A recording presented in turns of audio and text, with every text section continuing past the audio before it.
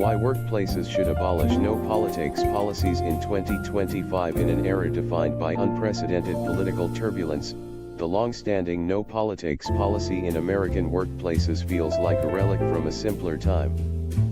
Enacted in the early 2010s to foster harmony amid partisan divides, these rules prohibited discussions of elections, social issues, or policy debates during work hours.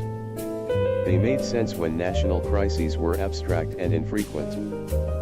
But in 2025, with gun violence claiming tens of thousands of lives annually, mass deportations under President Trump's second administration ripping families apart, and communities mobilizing in real-time resistance, silence is no longer neutral, it's complicity.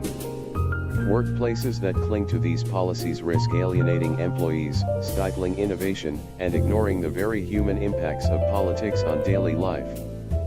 It's time to retire them. Here's why going political in 2025 isn't just advisable.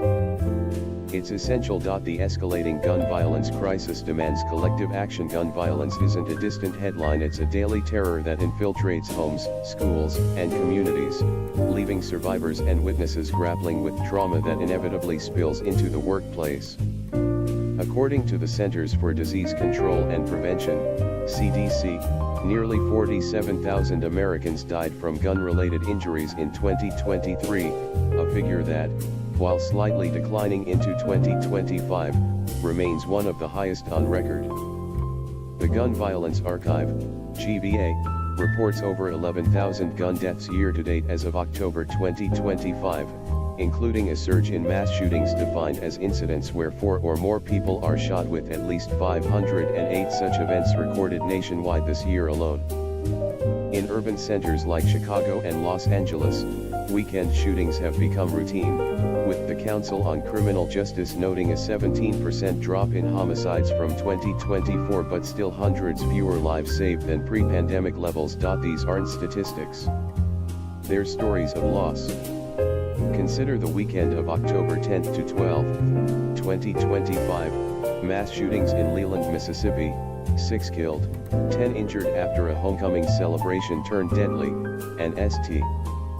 Helena Island, South Carolina, 4 killed, 20 injured at a bar, alongside drive-bys in Anderson, South Carolina, 2 killed, 2 injured. Employees aren't leaving this at the door, they're mourning colleagues, fearing for their children, or reliving personal traumas.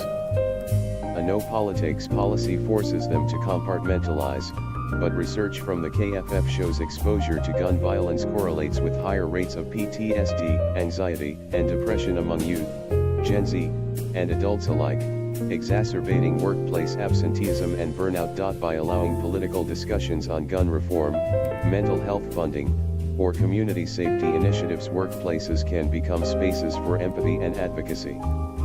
Employees could organize fundraisers for victims or lobby for red flag laws without fear of reprimand. In 2025, ignoring this crisis isn't apolitical. It's a failure of leadership that erodes trust and productivity. Trump's mass deportations, family separations that echo in the office since President Trump's inauguration on January 20, 2025, his administration has supercharged immigration enforcement, deporting nearly 200,000 people in the first 7 months alone, a pace rivaling peaks from the Obama era but with a sharper focus on interior raids. In Los Angeles, a sanctuary city with over 1 million undocumented residents, ICE operations have intensified, leading to widespread family separations. Raids in workplaces like car washes and farms have netted thousands, with reports of masked agents detaining parents while children wait at home or school. One case involved a 2-year-old U.S. citizen child separated from her undocumented mother during a routine check-in in Louisiana, highlighting how policies target adults while sparing those under 13, but devastating entire households. The human toll is staggering. The National Immigration Law Center documents ripple effects, including economic fallout from lost wages and mental health crises in affected families. In LA, these raids have shuttered businesses reliant on immigrant labor and spiked absenteeism as workers hide in fear. On X, formerly Twitter, Users share raw accounts of neighbors vanishing, with one post noting, illegal aliens, who make up an estimated 25% of Los Angeles County. The economy is now collapsing. This isn't abstract policy, it's colleagues missing shifts, parents panicking over school drop-offs, and a pervasive dread that poisons team dynamics. A no politics rule muzzles these conversations, preventing support networks from forming. Employees can't rally for legal aid or share know your rights resources without risking HR complaints. In contrast, open dialogue fosters solidarity. Co-workers could pool funds for separated families or advocate against warrantless arrests, as challenged in ACLU lawsuits. Banning politics here doesn't preserve neutrality. It isolates the vulnerable. Stories of resistance. The positive power of political engagement. Politics in 2025 isn't all despair, it's also a canvas for heroism. Amid the raids, communities are fighting back with ingenuity and heart, offering uplifting narratives that workplaces should amplify, not suppress.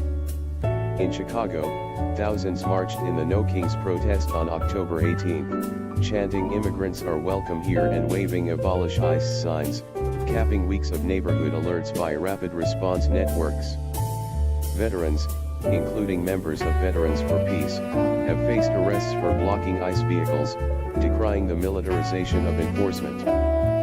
In Los Angeles, street vendor buyouts and grocery deliveries to fearful families have turned strangers into allies, with murals like Highland Park's "No ICE" evolving as symbols of defiance. These acts of resistance protests in over a dozen cities since June, per Wikipedia's tally, build resilience and morale. On X, footage from a June LA rally recirculated in October posts, inspiring calls like, "When we see ICE, we yell ICE." Community has come together. Allowing such stories in workplaces humanizes politics, boosting engagement. Employees share triumphs, volunteer together, and feel empowered, countering burnout with purpose. Outdated policies in a changed world. DEI's role in modern workplaces. No politics policies were born in a pre-2020 world, when Zoom calls weren't battlegrounds and social media didn't weaponize every opinion. But 2025's hyper-connected, crisis-laden landscape has rendered them obsolete. Times have changed.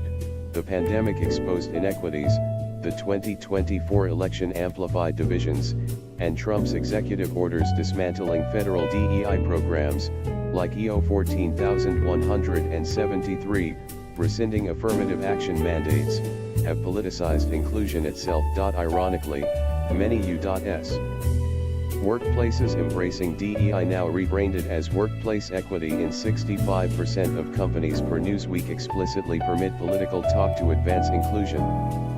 A 2025 Catalyst survey found 76% of Gen Z workers more likely to stay at firms with active DEI, where discussions on issues like immigration or gun safety build trust and retention. Forcing silence, meanwhile, invites lawsuits. The NYU Meltzer Center warns that gutting DEI exposes firms to discrimination claims, as unchecked biases fester. Dropping no politics aligns with this evolution. Structured guidelines, e.g., designated forums or anti-harassment boundaries, can channel debates productively, mirroring DEI's success in fostering diverse teams that outperform homogeneous ones by 35%, per McKinsey data updated for 2025. A call to action: reclaim the workplace as a space for democracy in 2025. Politics isn't optional, it's oxygen. Gun violence scars communities, deportations fracture families, and resistance ignites hope, all demanding we engage. No politics policies, once well-intentioned, now stifle the very conversations that heal and unite. Workplaces adopting open policies won't descend into chaos. They'll emerge as resilient hubs where employees process trauma, celebrate victories, and drive change. Leaders, audit your rules, train on respectful discourse, and prioritize DEI's proven framework. The alternative? A disengaged, divided workforce in a nation crying out for solidarity. Let's talk politics, not to divide, but to rebuild.